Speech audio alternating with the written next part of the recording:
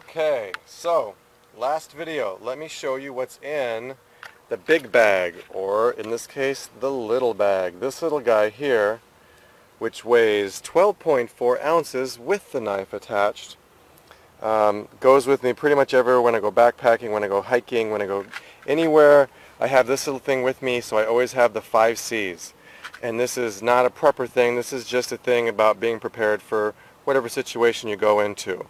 So, and there's redundancy. So the first thing is fire, combustion. C number 1, combustion. I got 1 lighter, I got 2 lighters, and I got a flint here. So that's always with me.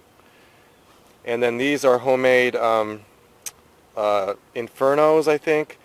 They're equivalent to, it's just candle wax from an old candle, some square cotton balls, so the ones that are square or round you could use, and I just put them on tin foil, drip the wax right onto it, and then you peel it out, you peel it apart between the 2 layers. You just peel it a little bit and either hit it with this or hit it with that, and this one little square will burn for, I don't know, 5-6 minutes without any problem. And so there's fire for me. That's combustion. C number 1. Cutting tool is number 2. There's my cutting tool right there. This also has pliers, a screwdriver, a can opener. It's a good little knife that I got as a promotional when I used to work at a oil company. What's the next C is cordage. There's my cordage right there. So this is all the inside of a paracord, of parachute cord. This will hold, and I've done the tests, I've done it with the real test with weight. The inside of good, real paracord, military paracord, this will hold 25 pounds of weight, actual weight. I did the test.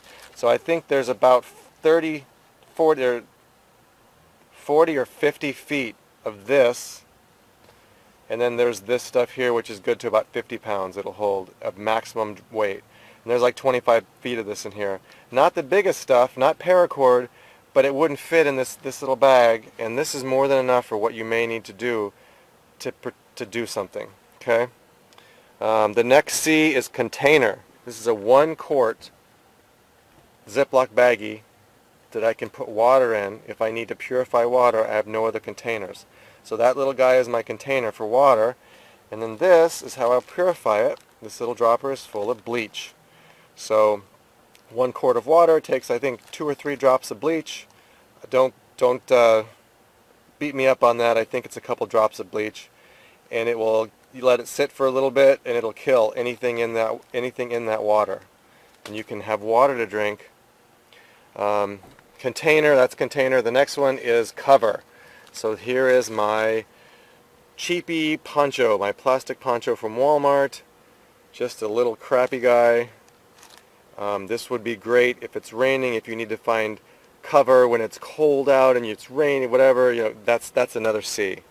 So what are my C's? We got, what else? Oh, and then the sewing kit. I don't know why I have earplugs in here, but whatever. I have this is my sewing kit, which is another blade, a knife, safety pins, just a normal sewing kit, a little compact one. So my 5 C's are container, cover, cordage, cutting tool, and combustion. So there we go, combustion here.